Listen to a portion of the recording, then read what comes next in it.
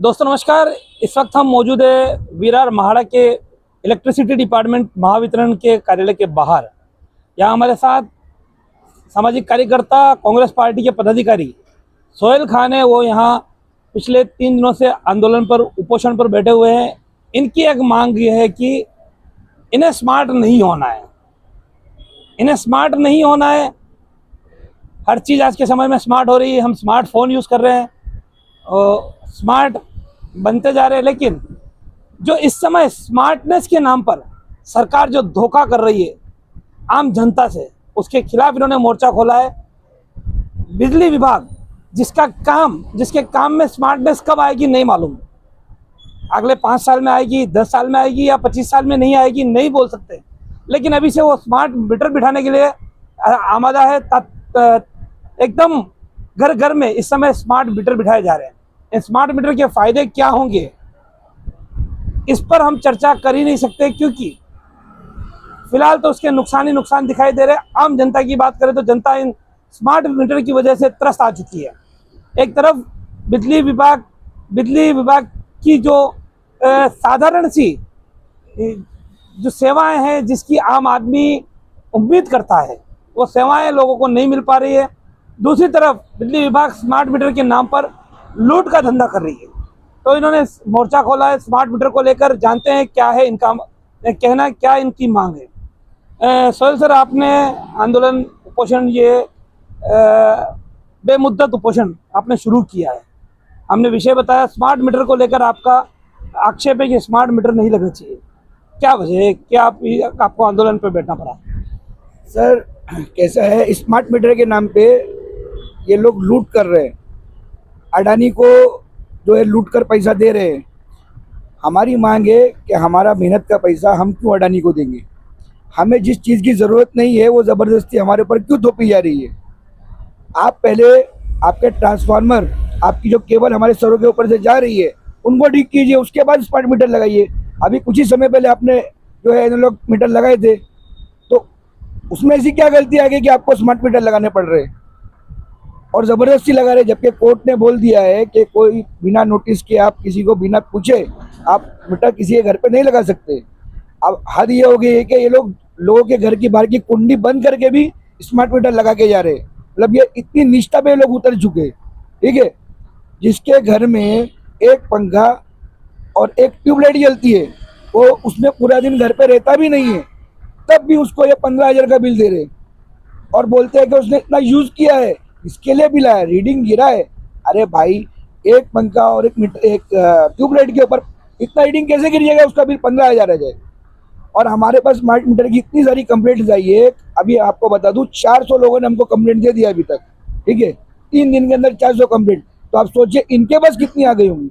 लेकिन इनके मुंह पे एक इन्होंने रट्टा मारा हुआ है, हिट का समय था, आपने यूज़ किया है, हिट का समय था, आपका इतना रीडिंग हुआ है। ये इनको ट्रेनिंग दिया गया है अडानी कंपनी की तरफ से कि आपको यही बोलना है और स्मार्ट मीटर के फ़ायदे सब आपको गिनवाने हैं। लेकिन हमको स्मार्ट मीटर के कितने फ़ायदे हैं समझ में आ गया है। हमको फ़ायदे नहीं चाहिए, हमको आपके अच्छे दिन नहीं चाहिए, हमको हमारे पुराने और बुरे दिन दे दो, हम उसमें खुश हैं।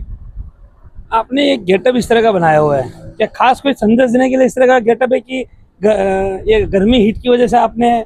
नहीं, ये संदेश जो अंग्रेज़ों के टाइम पे हमारा हाल था, आज इस सरकार के राज में हो गया है।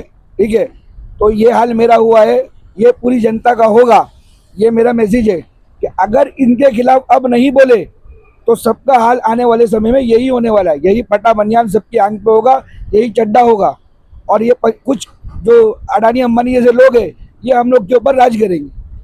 ये होने वाला है। मतलब आप सीधा आरोप कर रहे हैं कि सरकार इस हद तक आ चुकी है कि इंसान अभी आम आदमी के कपड़े उतारने तक को सरकार, इनका बस चले तो ये जीना भी मुश्किल कर दे। ये सांस लेने पे टैक्स लगा दे, उस पर भी जीएसटी ले ले, नोटबंदी कर दी, जीएसटी कर दी, हर जगह लोगों को लाइन में लगा के रखा है। एसआईआर के नाम पे लाइन पे, अब यहाँ मीटरों के नाम पे हम लोग लाइन पे लग रहे हैं। कितना लाइन पे कमाएंगे कब? रोजगार तो देते नहीं हो। जो इंसान 200-400 रुपये कमा रहा है, उसमें भी ये लोग इतना लाइट बिल भेज दे रहे हैं। तो आप लाइट बिल भरे हैं कि खाएं, और सुनवाई कोई नहीं है, आपको भरना ही है। और मीटर अभी ऐसा लगाया है कि अब तो कोई पूछने भी नहीं आता कि तार काटूं कि नहीं काटूं, डायरेक्ट लाइट बंद हो जा रही है। यहाँ कांग्रेस पार्टी के और भी पदाधिकारी है, उनसे एकदम संक्षेप में लेते हैं प्रतिक्रिया। अशरफ जी, आप क्या कहें? सर, स्मार्ट मीटर के नाम पे लोगों को स्मार्टली लूटा जा रहा है।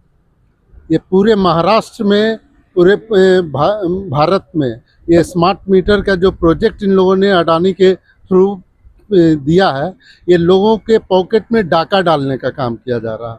अब कोई 20,000 50,000 कमाने वाला आदमी, किसी का मीटर का बिल 15,000 आएगा, वो घर क्या चलाएगा, वो इनका बिल कैसे देगा और अपने रूम का भाड़ा कैसे देगा? आप खुद सोचो कि किस तरह से ये सरकार लोगों को स्मार्ट नाम रखकर स्मार्टली लूट रही है। रवि जी, आपकी प्रतिक्रिया? मेरी प्रतिक्रिया एकदम संक्षेप में है कि smart meter Bharatiya Janata party के द्वारा एक ऐसा दिया हुआ यंत्र है जो कि जनता का खून बड़े ही स्मार्टली तरीके से चूस रहा है। हमें बिजली से मतलब है बॉस, आप मीटर कौन सा लगा रहे हो उससे जनता को क्या लेना है? उपभोक्ता हम बिजली का पैसा देते हैं कि मीटर का पैसा देते हैं? लोग पैसा ही नहीं देते।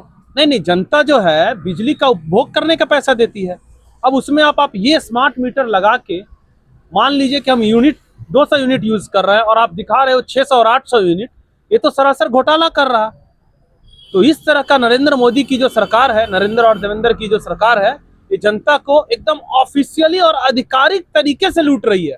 अब जब सरकार ही जनता को लूट रही है तो जनता के पास क्या चारा बन जाएगा? सड़क पाने के सिवा दूसरा चारा क्या बन जाएगा? तो हम लोग जब आंदोलन करते तो उनको बुरा लगता है।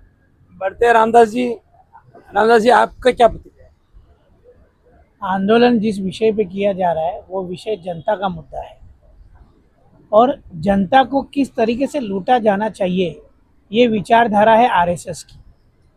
आरएसएस की विचारधारा ये थी कि सत्ता में आते ही तुम जन सामान्य लोगों का जल जमीन सब लूट लो ताकि हम कंटिन्यू 100 साल तक सत्ता में बना रहे और जनता को सिर्फ सांस लेने में ही आज़ादी नज़र आए।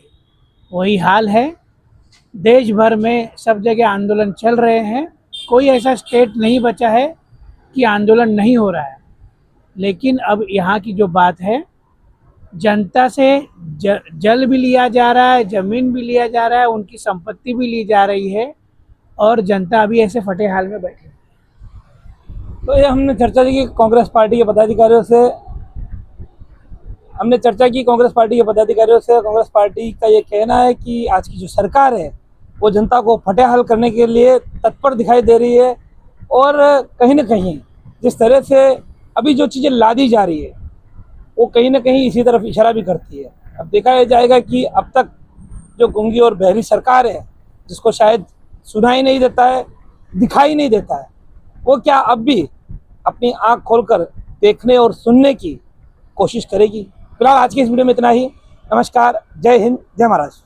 हमारे चैनल सैफ न्यूज़ लाइव पर अपने व्यापार और सेवा से संबंधित विज्ञापन प्रसारण हेतु दिए गए मोबाइल नंबर पर संपर्क करें।